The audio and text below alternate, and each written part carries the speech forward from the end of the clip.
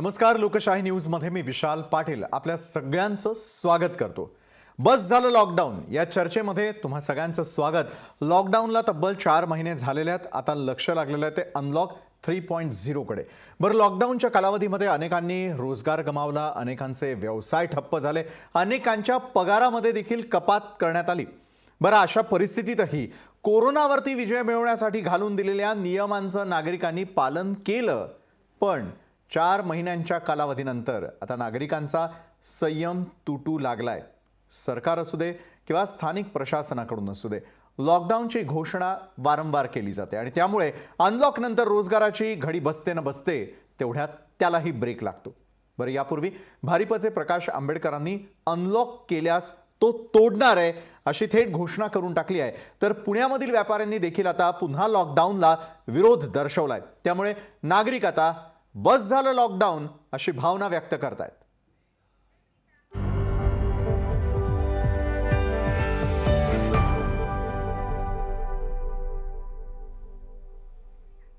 आणि या संदर्भामध्ये अधिक चर्चा घडवण्यासाठी, ही चर्चा करण्यासाठी काही मान्यवरांना आज आपण विशेष चर्चेमध्ये आमंत्रित केलेलं आहे. थेट औरंगाबाद या ठिकाणाहून इलेक्ट्रॉनिक व्यावसायिक असलेले विलास काळे आपल्यासोबत जोडले गेलेले आहेत. त्यानंतर वंचित बहुजन आघाडीचे प्रवक्ते अकोल्याहून राजेंद्र पातोडे हे आपल्यासोबत जोडले गेलेले आहेत. तर व्यापारी महासंघ पुणे इथले अध्यक्ष फतेचंद रांका हे देखील आपल्यासोबत जोडले गेलेले आहेत.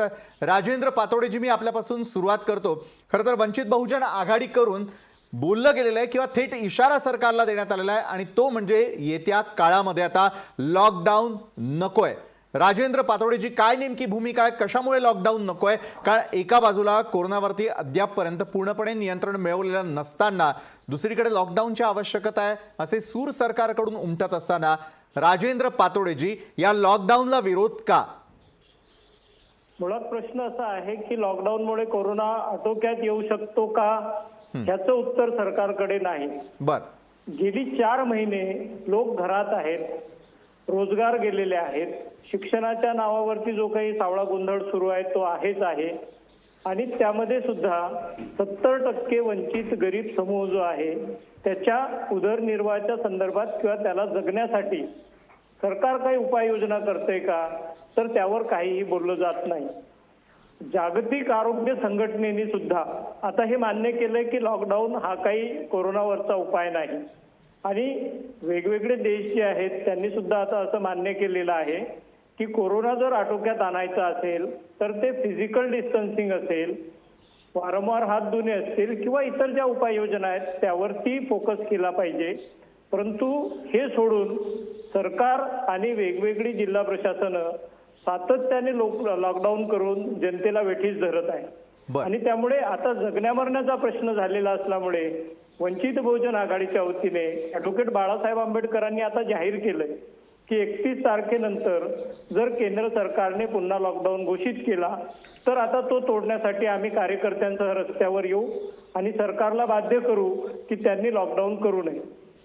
बरं, नक्कीच रस्त्यावरती उतरण्यासंदर्भामध्ये आपण थेटपणे इशारा देतात. यावेळेला व्यापारी महासंघाचे अध्यक्ष फतेचंद राक्का देखील आपल्यासोबत जोडले गेले आहेत.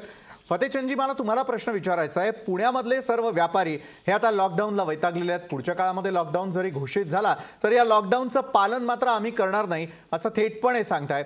काय यामागची महत्त्वाची कारणं आहे? पुणे शहरातही सर्वाधिक विळखा हा कोरोना संदर्भातला सगळ्यांनी पाहिलाय. फतेचंदजी, 17 मार्च पासून आज व्यवसाय बंद आहेत. लॉकडाऊनच्या नावाखाली सगळे व्यापार ठप्प आहेत. इट इज प्रूव्हन, आता हे सिद्ध झालंय की लॉकडाऊन म्हणजे दुकाने बंद करून किंवा बंद पाडून कोरोना जाणार नाही किंवा कोरोनावर हे औषध नाही. औषध फक्त आहे की सोशल डिस्टन्सिंग, सॅनिटायझिंग आणि मास्क हेच औषध आहे. परंतु व्यापार बंद करून किंवा लॉकडाऊन करून चालणार नाही. आणि या 3 महिन्यामध्ये जी आर्थिक परिस्थिती खालावली त्यामुळे व्यापारी त्रासले, दयनीय परिस्थिती झाली आहे. याच्यात छोटे व्यापारी असो का मोठे असो, प्रत्येकाची एक परिस्थिती फार आर्थिक फटका बसलेला आहे. नोकरांच्या आता म्हणजे जे स्टाफ आहेत त्यांना कमी करायला लागलेले आहे. कारण की P1 P2 कुठली कल्पना, खुळी कल्पना मी म्हणेन ही कल्पना शोधून काढली आणि P1 P2 ला करा, म्हणजे 15 दिवसात तुम्ही 30 दिवसात 15 दिवस काम करा आणि त्यात परत 4 सुट्टीचे दिवस आले म्हणजे 11 दिवस आणि पगार पूर्ण द्या.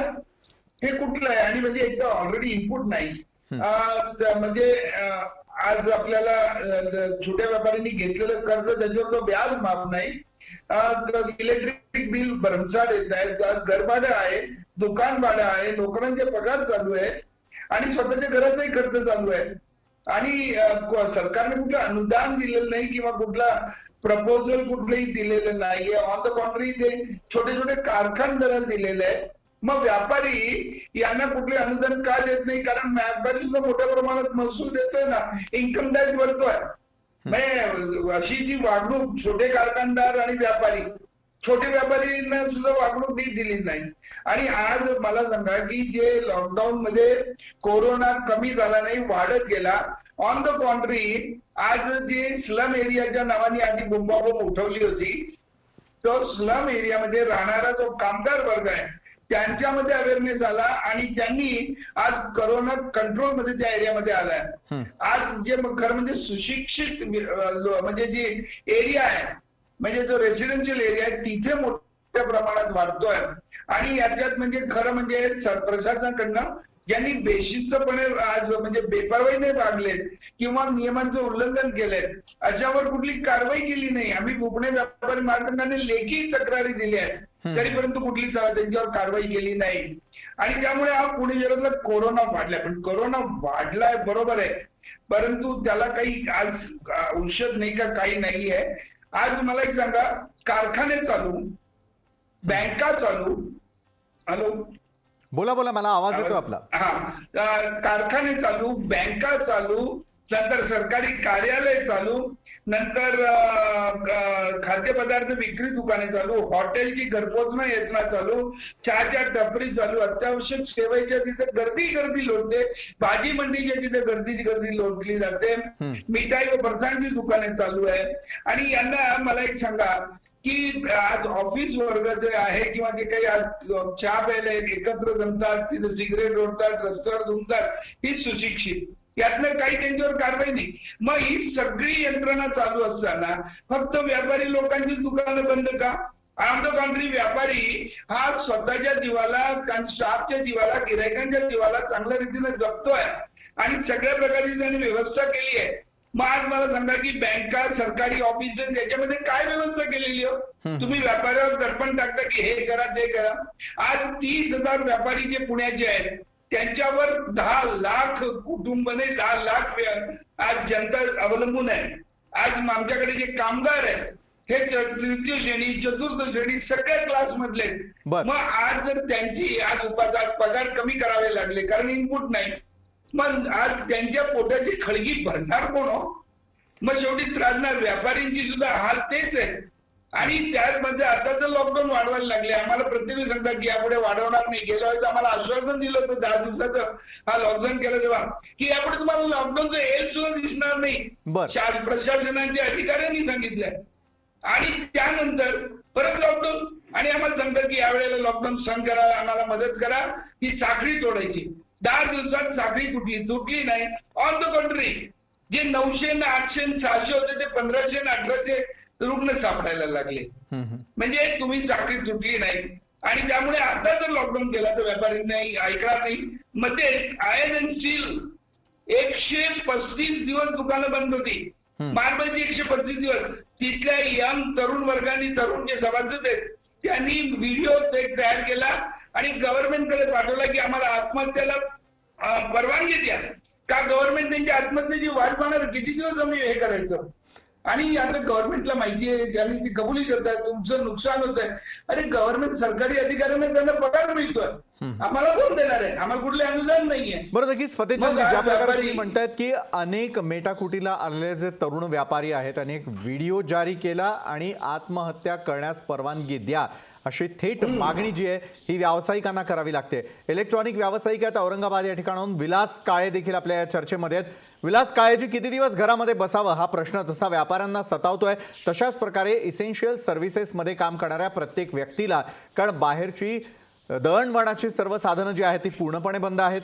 दुसरीकडे रोजच्या लागणाऱ्या वस्तू देखील मिळणं आता अत्यावश्यक झालेलं असताना दुसरीकडे व्यवसाय जर इतका दिवस बंद ठेवलेला आहे, 4 महिन्यांपेक्षा जास्त कालावधी गेलेला आहे. विलासजी, कितपत नुकसान हे व्यापाऱ्यांचं यामध्ये झालेलं आहे आणि आता घरात असलेली जी काय जमा पुंजी असेल किंवा तुमच्याकडे साठवणूक केलेली जी कठीण काळासाठी असलेली जी काय सेव्हिंग असेल तीही आता गेलेली असणार आहे. विलासजी, या क्षणाला किती मोठा फटका हा व्यापाऱ्यांना बसतो आहे? विलास काळेजी, कारण औरंगाबाद हा देखील हॉटस्पॉट होता कोरोनाचा. हो हो हो हॉटस्पॉट होता. गेल्या म्हणजे मार्च पासून कम्प्लिटली बंदच आहे सगळं दुकानं वगैरे. आणि आमचे जे आहे इलेक्ट्रॉनिक व्यावसायिक आणि एअर कंडिशनिंग व्यावसायिक जे आहे ते टोटली बंदच आहे. त्याच्यामुळे फार मोठ्या प्रमाणात डिपेंड आहेत, फॅमिली डिपेंड आहेत. त्याच्यानंतर आमच्या डिपेंड असलेले आमचे कामगार आहेत. त्याच्यामुळे सगळ्यांनाच त्याचा प्रॉब्लेम आहे. आणि ज्या प्रमाणात याचा भाव केला गेलेला आहे त्या प्रमाणात तसं नाही. ऍक्च्युली डिस्टन्स आणि ते मेंटेन करून जर व्यवसायाने हे चालू करू दिले, त्यांनी चालू दिले, दुकानं वगैरे चालू दिली, तर तसं काही प्रॉब्लेम असं येणार नाही. मोर्टॅलिटी आता तुम्ही बघता ना, मोर्टॅलिटी रेट आणि हे सगळं आता तुम्ही न्यूजवर तुम्ही दाखवता, सगळं तुम्हाला माहिती आहे. त्याच्यामध्ये तेवढं काही मोठ्या प्रमाणात नाहीये. आणि आजारही तसा काही तेवढा तो नाहीये आपल्याकडे. बेसिकली बाहेर देशांमध्ये त्यांच्या वातावरणामुळे कदाचित हे असेल, पण इथे आपल्या इंडियामध्ये त्याचा तेवढा काही प्रॉब्लेम नाही. तर आपल्या इकडे झालं काय, सगळं बंद करून टाकलं, त्याच्यामुळे टोटली बंद आहे आणि सगळं पूर्ण कोलॅप्स झालेली सिस्टम. आपले आर्थिक नुकसान झालेलं आहे कम्प्लिटली. आपलं जीडीपी झिरोच्या खाली गेलेली आता तुम्ही बघितलेली असेल तर. आपले इकॉनॉमिक्स मोठमोठे इकॉनॉमिक्स डिबेटमध्ये वगैरे सांगतच असतात, तुम्ही ऐकतच असाल अशा प्रकारे. त्याच्यामुळे फार मोठं नुकसान झालेलं आहे. आणि आम्ही छोटे छोटे व्यवसाय आता हे व्यवसाय जे पुन्हा एकदा सुरू होणं अत्यावश्यक आहे. राजेंद्र पातोळेजी आपल्याकडे येतो की राजकीय काही गोष्टी आपण बाजूला सारूयात, मात्र लॉकडाऊन राजकीय नाही बोलत आहे मी. नाही, राजेंद्र पातोडे यांना मला पुढचा प्रश्न विचारायचा. विलासजी आपल्याकडे येत नाहीये मी. राजेंद्र पातोडेजी, मला तुम्हाला पुढचा प्रश्न विचारायचा आहे की राजकारण जरी आपण एका बाजूला केलं तरी दुसरीकडे देखील आपण पाहिलेलं होतं की सरकारनं ज्यावेळेला लॉकडाऊनची घोषणा केली तर ही साखळी तुटावी यासाठी केलेलं होतं. झालं उलटं. साखळी जरी तुटलेली नसली तरी सर्वाधिक रुग्णसंख्या ही या काळातही वाढलेली आहे. याकडे निश्चित लक्ष वेधून घेणं हे अत्यावश्यक आहे. बरे राजेंद्र पातोडेजी, कुठल्याही देशाची अर्थव्यवस्था टिकवून ठेवायची असेल तर प्रत्येक व्यापारी असेल, नोकरदार वर्ग असेल, सगळ्यांना जिवंत ठेवणं आणि हा व्यापार खऱ्या अर्थानं चालू ठेवणं आणि अर्थव्यवस्था जी आहे तिची सायकल सुरू ठेवणं हे अत्यावश्यक असताना दुसरीकडे मात्र ही मात्रा अनेकांच्या पोटावरती पाय देणारी अशाच प्रकारची ठरलेली आहे असं वाटतं का राजेंद्र पातोडेजी? निश्चितच सरकारनं आपलं काम चोखपणे केलेलं आहे. पोलीसही चोखपणे आपलं काम करतायत. नागरिकांना लॉकडाऊनचे दिलेल्या नियमांचं पालन तुम्ही आम्ही सगळ्यांनी व्यवस्थितरित्या पाळलं. मात्र कुठेतरी आता 4 महिन्यांचा कालावधी गेल्यानंतर अनलॉकच्या दृष्टीनं आपण पावलं टाकणं अत्यावश्यक आहे असं वाटायला लागलंय का राजेंद्र पातोडेजी? कारण एका बाजूला तुम्ही इशारा तर दिलाय, इशारा दिल्यानंतर मात्र अद्यापर्यंत कुठल्याही प्रकारची प्रतिक्रियाही आलेली नाहीये. राजेंद्रजी, मुळात सरकार या प्रश्नावर गंभीर नाही. केंद्र सरकारच्या नालायकपणामुळे या देशाच्या हवाई सीमा आणि इतर सीमा ज्या सील झाल्या नव्हत्या त्यामुळे कोरोनाचा जो शिरकाव देशात झालेला आहे त्याचा फटका जो आहे तो सर्वसामान्य माणसाला भोगावा लागतो.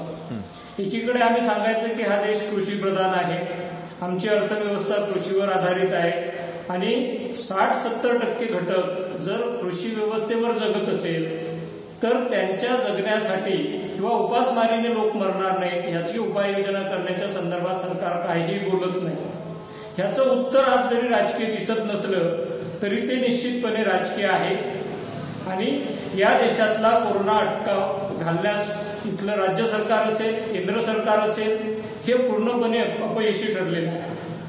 ज्या पद्धतीने उपाययोजना सांगितल्या जात आहेत, आता टेस्टच्या संदर्भात जे बोललं जातं की मोठ्या प्रमाणात कोरोनाचे रुग्ण वाढलेले आहेत, परंतु ज्या 2 टेस्ट केल्या जात आहेत ती टेस्ट आहे स्वॅब टेस्ट आणि एक रॅपिड टेस्ट.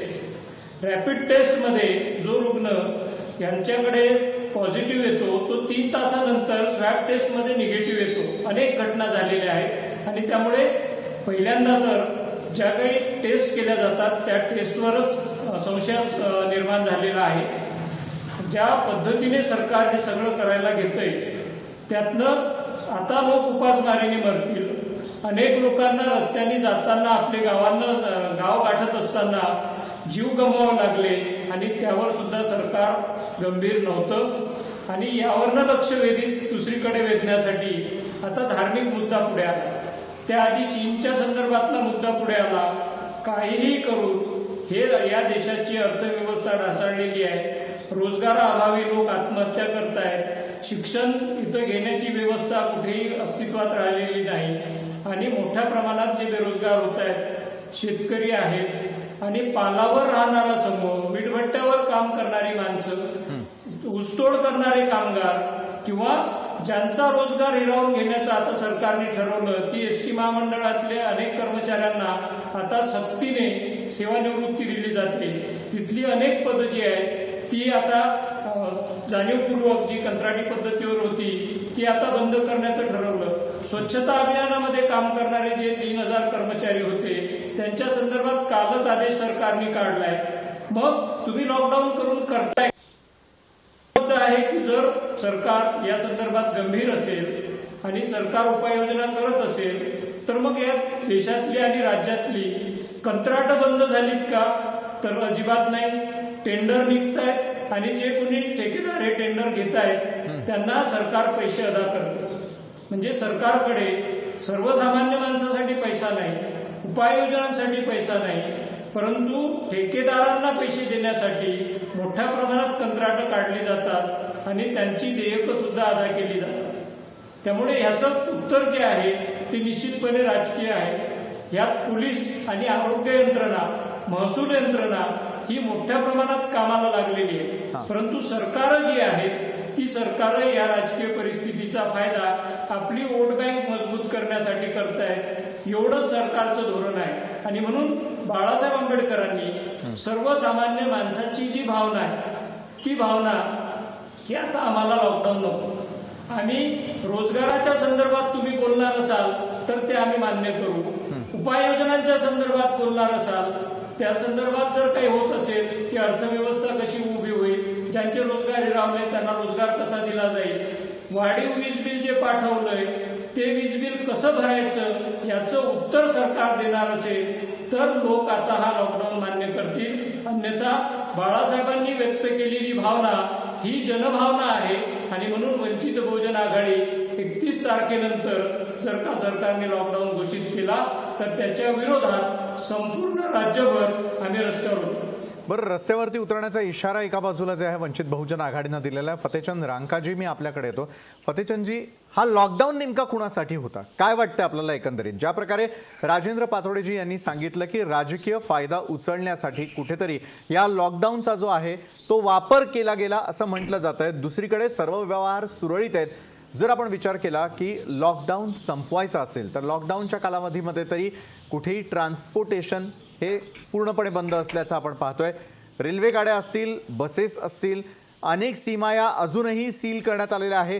मुंबईसारख्या प्रमुख शहरामध्ये बंद असलेली लोकल हे त्याचं एक प्रातिनिधिक उदाहरण पाहायला हरकत नाही. कारण अनेकांना इसेन्शियलच्या यादीमध्ये जरी टाकलेलं आलेलं असलं तरी देखील त्याचा कुणालाही फायदा मात्र मिळत नसल्याचं देखील पाहायला मिळतंय. खऱ्या अर्थानं लॉकडाऊन कुणासाठी होता असं वाटतं फतेचंदजी? एक हा प्रश्न तर राजकीय प्रश्न आहे. आणि पुणे म्हणजे व्यापारी हे कुठल्याही राजकारणात नाहीये. बरं. आणि सगळ्यात महत्वाचं मला एक सांगा की आज लॉकडाऊन जे रेल्वे वगैरे सगळे बंद केले आणि सरकारी अधिकारी सगळे आज प्रत्येक टीव्हीवर बोलतायत किंवा तुम्ही सगळ्यांची भाषणही ऐकली असतील. प्रत्येकाचं म्हणणं आहे की या करोना बरोबर तुम्हाला निदान 1 वर्ष जगावं लागेल, तुम्हाला जीवनाची आणि व्यवसायाची पद्धती बदलावी लागेल. आता जर हायर ऑथॉरिटी जे काही त्या पदावर बसलेले आहेत आणि ते सांगतात की 1 वर्ष तुम्हाला त्याबरोबर जगावं लागेल, मग ही लॉकडाऊन काय कुठली म्हणजे पद्धत तुम्ही युरोपाची पद्धत इथं अवलंबली? अरे भारतीय संस्कृती भारतीय रचना, भारतीय व्यवसायाची रचना, राहणी सुनी ही जगात सगळ्यापेक्षा वेगळी आहे. हो, तुम्ही दुसऱ्यांचं पाहून का करता? तुम्ही स्वतःच डोकं लावा ना. स्वतःच डोकं लावत नाही. आज मला एक सांगा की खरं कोणी मला एक सांगा की कुठल्याही शहरामध्ये कोरोना का वाढला याचं कोणी म्हणजे बारकाईने स्टडी केलाय का? आम्ही तर व्यापाऱ्यांनी केलाय. कोरोना का वाढत गेला त्याला कोण जबाबदार? आणि सरकारपर्यंत अधिकारी प्रॉपर रिपोर्ट देतात का? बिलकुल नाही. हे फक्त स्वतःची कातडी वाचवण्यासाठी हा लॉकडाऊन झालेला आहे. आणि मग तुम्ही एका बाजूला मला एक सांगा की एका बाजूला म्हणता की तुम्ही हा व्यवसाय चालू करा, P1 P2 नी चालू करा. मग मला सांगा की तुमचा उद्देश काय? अरे लोक तुम्ही आज इतकी घाबरली आहेत सोशल मीडियामुळे की बाहेर यायला तयार नाही. बिझनेस नेमके 7 ते 8% सुरू झाला होता आणि एकदम परत ठप्प करून टाकला. याला एक ऑर्डर काढायला 2 मिनिटं लागतात हो. परंतु लोकांच्या जीवनाची का खेळ मला कळत नाही. आणि म्हणून आम्ही जेव्हा आज 24 तारखेला सुद्धा 24 जुलैला आम्ही माननीय मुख्यमंत्री आणि उपमुख्यमंत्र्यांनी सगळ्या सरकारी अधिकाऱ्यांना स्पष्टपणे पत्र दिलं आणि त्यात लिहिलंय पुणे शहरात कोरोना वाढवण्यास जबाबदार कोण. आणि त्यात आम्ही प्रत्येक त्याच्यावर सांगितले की काय जबाबदारीमध्ये त्यांनी चुका केल्या आहेत. नंतर आमचा व्यापारींचं काम करू या लॉकडाऊनला विरोध आहे याची आम्ही 28 कारणं दिली आहेत. आणि त्यानंतर कारण सगळ्या तुम्हाला सांगणं तर जमणार नाही. आणि आम्ही या गेल्या 4 महिन्यामध्ये या लॉकडाऊन मध्ये काय हे झालं मला एक सांगा की तुम्ही सांगता भाज्या पुरवायच्या. मग तुम्ही जेव्हा मार्केट यायला परवानगी देता आणि तिथे एकदम 10,000 लोकांची आम्ही टीव्ही पाठवलाय. 10,000 लोक जमा होतात आणि तिथं सोशल डिस्टन्सिंग पाळत नाही. मग त्यावेळी सरकारी यंत्रणा काय करत होती? परवानगी दिली ना, मग तुमची जबाबदारी आहे त्याला कंट्रोल करायची. भाजी मंडीला हीच व्यवस्था. आज पुणे शहरात रस्त्यावर 1-1 किलोमीटर पर्यंत सोशल डिस्टन्सिंग न पाळता मास्क न घालता भाजी विकायला बायका बसलेल्या आहेत, बिचारे गरीब बायका. कारण काही रिक्षावाल्यांनी आता भाजी विकायचं चालू केलेलं कारण कुठेतरी उदरनिर्वाह पाहिजे. पण त्यांची तुम्ही तपासणी केली का? त्यांना मास्क घालायला तुम्ही केले का? नाही तर तुम्ही त्यांना द्या ना. परंतु जर अशा पद्धतीने तुम्ही सूट दिली तर कोरोना वाढणारच ना. आणि हीच लोक जर आज घरामध्ये काम करायला जातात आणि संपर्कात येतात मग नक्कीच वाढणार आहे. आता मला हे सांगा की आम्ही एवढ्या सूचना दिल्या, मग शेवटी आता हे जर करायला लागले तर आम्ही एक शेवटचा अल्टरनेटिव्ह त्यांना पर्याय दिलेला आहे. कारण की आता काय झालंय की आता लॉकडाऊन मध्ये आमचं नुकसान तर भयंकर व्हायला लागलेलं आहे. आणि तुम्हाला सरकार कुठली आम्हाला माफ करत नाही, प्रॉपर्टी टॅक्स नाही का, विजेचं बिल. अरे गेल्या वर्षीच्या ऍव्हरेजवर विजेचं बिल पाठवलंय आणि जर 200 युनिटला काही रेट असेल परंतु ऍव्हरेज केल्यानंतर 300 युनिट झालं तर 300 युनिटचा रेट लावला. फतेशजी, म्हणजे हा लॉकडाऊन आता बस झाला इतकंच व्यापाऱ्यांना म्हणायचंय, इतकंच राजकारण्यांना देखील म्हणायचंय. माझं शेवटचं ऐका. हा बोला. माझं शेवटचं ऐका. आम्ही पर्याय दिलाय. आम्हाला 7 दिवस तुम्ही दुकानं उघडी देऊ द्या, ठराविक वेळेला नियम जे काय घालायचे द्या. किंवा दुसरा पर्याय शक्य नसेल तर सोमवार ते शुक्रवार आम्हाला संपूर्ण दिवस व्यवहार करू द्या आणि शुक्रवार रात्री 12 नंतर सोमवार सकाळी 6 पर्यंत आपण हे करा काय लॉकडाऊन करा. नक्कीच. किंवा जनता कर्फ्यू जो आहे तो देखील आपण बोलावू शकतो. निश्चित आपला मुद्दा मला लक्षात आलेला आहे. मात्र आपली वेळ जी आहे ती संपत आलेली आहे. खूप खूप धन्यवाद सर्व मान्यवरांचे या चर्चासत्रामध्ये आपण सामील झालात त्यासाठी. मात्र जाता जाता खरं तर देशवासियांसमोर आपल्या सर्व प्रेक्षकांसमोर एक गोष्ट निश्चित सांगावीशी वाटते आणि ती म्हणजे देशामध्ये लॉकडाऊन लागू करून 4 महिने झाले. संपूर्ण देशात गोंधळ सुरू झाला. कधी संपेल लॉकडाऊन असं आता लोक विचारू लागलेले आहेत. पाहूयात या संदर्भातला लोकशाहीचा हा खास रिपोर्ट जाता जाता.